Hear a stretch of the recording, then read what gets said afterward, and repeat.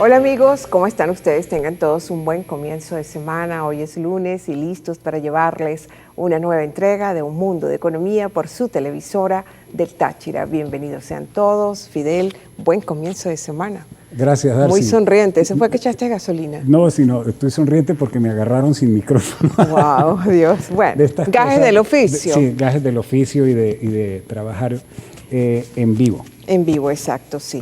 Pero ya estamos listos para atenderlos a ustedes. Bienvenidos, amigos. Como acostumbramos los lunes, pues traemos para ustedes información y noticias de interés en el tema económico. Y sin más, entremos en materia para no perder tiempo. Y vamos a hablar un poco sobre inflación y sobre precios. El precio de los alimentos se ha encarecido desde que comenzó la cuarentena en el 197% en lo que va de cuarentena. Estamos hablando de 3 meses y algo. Hemos tenido una inflación por números que indica que estamos casi en el 200%. Esto tiene que ver con los problemas ligados al transporte, lo que está enfrentando el campo y la agricultura, la ganadería en Venezuela en términos generales, donde se observa una fuerte caída en términos de la oferta, en términos también de acceso a los insumos, a las materias primas y al alza, por supuesto, del tipo de cambio, puesto que estamos también inmersos en un proceso de hiperdevaluación. Así lo expone el economista y director de Ecoanalítica, Asdrúbal Oliveros, quien señala que todos los factores antes mencionados por Oliveros contribuyen para que los alimentos sean cada vez más costosos. Y ello trae como consecuencia que la mayoría de las familias venezolanas no se están alimentando bien. Y esto es sumamente importante. Advierte, además, que esto es dramático porque las familias venezolanas en este momento están en 2 condiciones. Uno, o tienen sus ingresos mermados porque están trabajando mucho menos, sobre todo quienes trabajan por su cuenta, o si tienen un salario. No necesariamente están recibiendo los incrementos de sueldo porque las empresas también tienen procesos de paralización y muchas de ellas han detenido los incrementos de precios, advirtiendo que el efecto de esto que tiene sobre la familia venezolana es demoledor, Darcy. Y bastante. Y vaya que sí es demoledor. Es así. Bien, y nosotros vamos ahora con una reflexión porque la reflexión siempre es muy necesaria.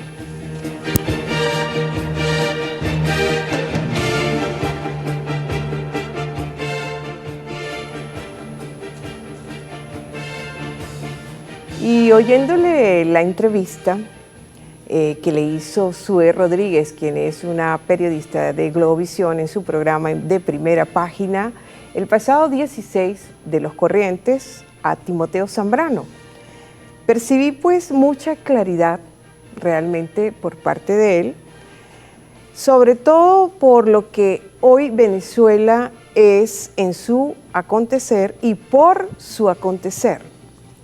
Pese a la claridad avanzada por Zambrano, valga decir que le sirve políticamente a una visión prooficialista como lo es conocido como la Mesa de Diálogo Nacional.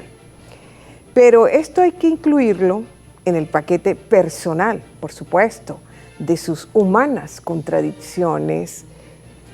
¿Y por qué digo yo esto?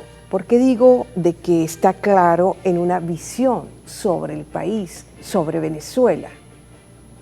Bueno, por las respuestas que le dio a la periodista y a los televidentes en ese canal de televisión, repito, Globovisión, tomo las respuestas que creo convenientes y por eso las traigo aquí para compartirlas con todos ustedes, estimada audiencia. Una de un televidente y otra de la periodista. Voy primero con la de un televidente. Este hace esta pregunta: ¿cree usted que el actual Tribunal Supremo de Justicia tiene talante democrático? Así le preguntó. Y la pregunta ameritó esta respuesta. No respondo porque es muy obvia la respuesta. Así lo dijo.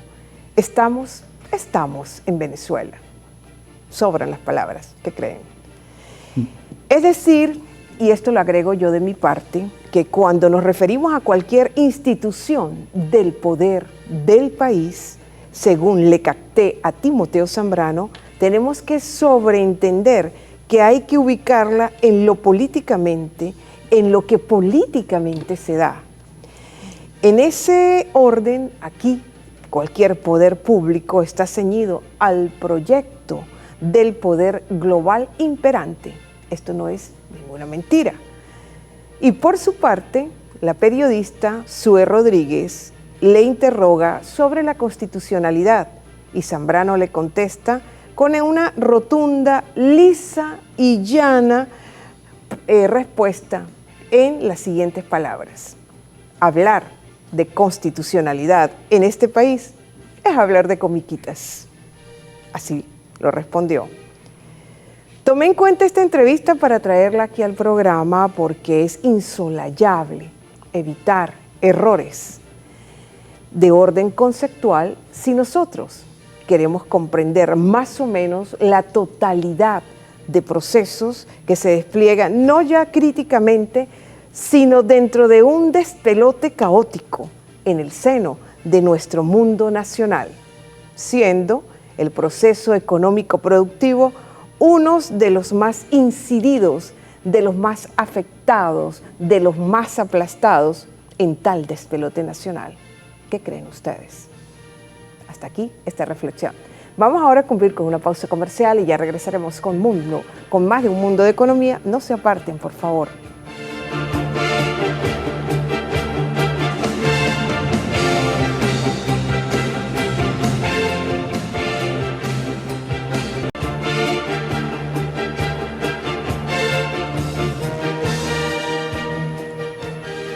Bien amigos, seguimos con más de un mundo de economía y continuando con información del mundo económico que nos interesa, vamos a hablar un poco sobre el mercado de divisas en Venezuela. Y es que el Banco Central de Venezuela emitió el pasado 16 de los corrientes, o sea, del mes en curso, una ordenanza dirigida a las entidades bancarias autorizadas a operar en el mercado de divisas que consiste en la venta en las mesas de cambio del Banco Central de las posiciones en dólares derivados de la comercialización de la gasolina a precio internacional. O sea, que todos los dólares que genera el mercado de la gasolina a nivel nacional que se está colocando en dólares tiene que ir a las mesas de cambio. Ello tiene el fin de incrementar la oferta en dólares en el mercado oficial, según lo que establece el reportaje del diario El Universal. En junio, el régimen aumentó el costo del combustible, como todos sabemos, en un doble esquema, donde hay un precio subsidiado en bolívares equivalente al 0,025 centavos de dólar por litro, con una cuota de 120 litros al mes para las personas, y otro de 0,50 centavos de dólar por litro sin límites de suministro. La importancia de esto es obviamente que los dólares que se recogen en el mercado retornen al mercado, porque para nadie es un secreto que esa masa de divisas es un dinamizador importante de una economía apagada. Ahora, hablando de turismo, tenemos la siguiente información también. El presidente de la Asociación Venezolana de las Agencias de Viajes y Turismo, AVAVIT, el señor Nicolai Furnari, informó que el sector que representa ha solicitado medidas para que a partir del próximo mes de julio se pudieran realizar ventas de pasajes para octubre y por supuesto desde allí para también el año 2021. Comentó, una vez comenzadas las ventas se estarán ofreciendo tarifas atractivas de forma que haya cierto flujo de caja para el sector de las agencias de viajes, líneas aéreas y en general para el sector turístico. El director de la asociación aseguró que las aerolíneas del país han ido adoptando sus fechas de reinicio de actividades progresivamente. Sin embargo, explicó que el proceso es en la medida de que el gobierno de Nicolás Maduro cambie las fechas de apertura de la cuarentena, por lo que recomienda estar atentos a los comunicados gubernamentales. Se mostró complacido, por cierto, de que en países de Europa ya se estén reactivando las actividades relacionadas con el tema del turismo. Sí, bien. Y siguiendo con más información, tenemos que la justicia británica dirimirá desde hoy lunes 22 de junio quién tiene autoridad sobre las reservas de oro de Venezuela, depositadas en el Banco de Inglaterra, la administración de Nicolás Maduro o la paralela designada por el opositor Juan Guaidó, en un caso que sienta precedente en el Reino Unido. Tras un proceso que se prevé que dure 4 días, la División Comercial de Propiedad del Tribunal Superior de Londres decidirá en una fecha por determinar cuál de esos 2 políticos reconoce el gobierno británico como presidente del país suramericano, lo que a su vez le daría legitimidad para reclamar el oro. La Corte debe pronunciarse sobre este asunto antes de poder avanzar en la demanda presentada el 14 de mayo contra el Banco de Inglaterra por el Banco Central de Venezuela, presidido por Calixto Ortega, designado en 2018 por el presidente Nicolás Maduro. Bueno, habrá que esperar el dictamen de la Corte británica. Y en otro orden, la Comisión Económica para América Latina y el Caribe, CEPAL, advirtió el pasado lunes 15 que la región tendrá la peor recesión económica del último siglo sobre el Producto Interno Bruto, ya que podría contraerse hasta en un 8% en este año 2020 debido a la emergencia sanitaria por la COVID-19. Esto lo dijo Alicia Bárcena, quien es secretaria ejecutiva de la CEPAL, durante su participación en la presentación del Observatorio Regional de Precios de Medicamentos, encabezada por la Oficina de las Naciones Unidas de Servicios para Proyectos para América Latina y el Caribe, alertando también que la pobreza de la región aumentará casi 30 millones de personas más. Respecto a la pandemia, manifestó la secretaria ejecutiva de la CEPAL que hasta el momento Latinoamérica lleva ya poco más de 1,6 millones de contagios por el COVID-19 y más de 98,000 muertes. ¿Qué tal? Sí, y siguen aumentando los casos. Nos estamos convirtiendo Latinoamérica en el centro, digamos, de la pandemia, al parecer. Amigos, vamos a hacer un corte y regresamos con más información acá en Un Mundo de Economía. No se retiren.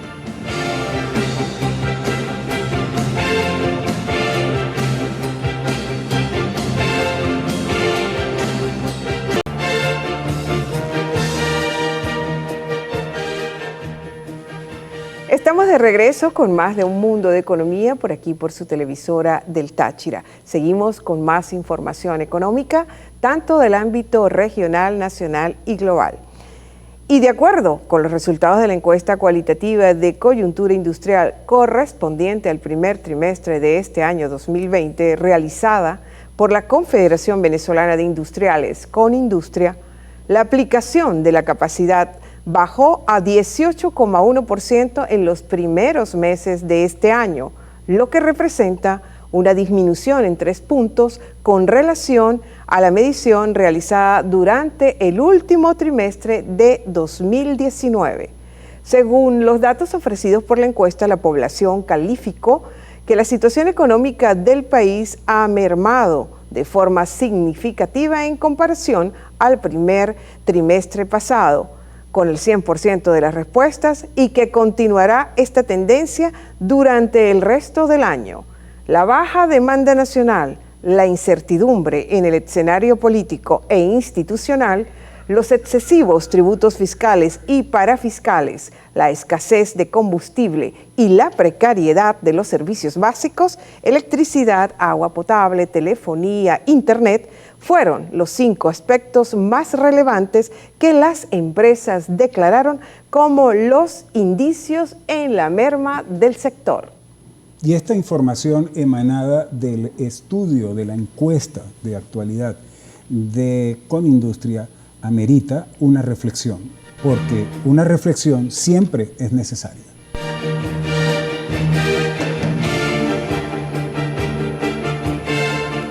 Como necesario es destacar que, si bien la sostenida caída de la producción es una cruda realidad que vive el sector industrial venezolano, esa realidad tiene otra cara en la moneda, y es que las encuestas más recientes que se han hecho en el país van revelando que sube significativamente la valoración que de la empresa privada tiene el venezolano. Incluso la gente que en otros años recibió con entusiasmo las estatizaciones y aclamó con fuerza el grito de guerra del exprópiese, ve cada vez con mayor claridad que la economía socialista, con las empresas estatizadas, es causante de la ruina nacional y que el estatismo totalitario va en contravía con el hecho productivo. Hoy el hombre de a pie en este país comprende que aquí se requiere de la iniciativa y la inversión privada, de la libertad económica y de la creatividad. Los venezolanos, producto de los golpes recibidos por la debacle que vivimos, hemos terminado por vislumbrar que no somos un país petrolero rico, sino un país pobre, insolvente y en quiebra.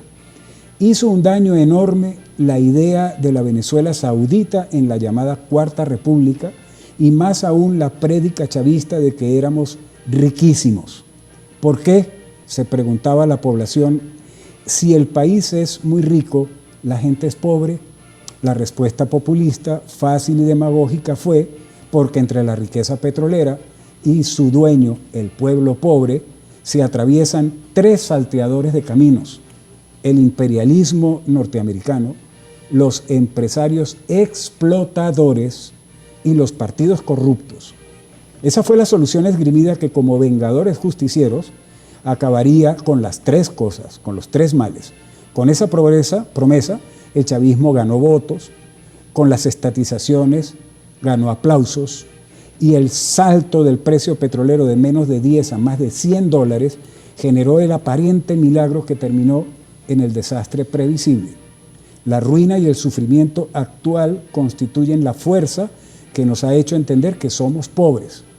La suma de lo que producimos en Venezuela es pobre y ha bajado dramáticamente en los últimos años, tal cual como lo expresa la encuesta recientemente comentada por Darcy, realizada por Conindustria. Hablando entonces de esa idea de los empresarios explotadores, hay que ser muy conscientes de que la contraposición y el enfrentamiento de explotadores y explotados está muy arraigada en la mentalidad del venezolano, luego de décadas de uso y abuso de ese discurso. Esa idea de explotados y explotadores debe ser contrarrestada y sustituida por consumidores y productores que se benefician mutuamente, cultivando y visualizando su carácter de aliados que se desarrollan y crecen juntos y en armonía. Por supuesto que no es fácil cambiar la mentalidad de esta manera, pero no es imposible. Hay muchos ejemplos en el mundo. Y ese es el reto que debe enfrentar con éxito el empresariado y la sociedad venezolana como un todo. Si no hacemos esto y no comenzaremos a crear riqueza ni a salir de nuestra pobreza.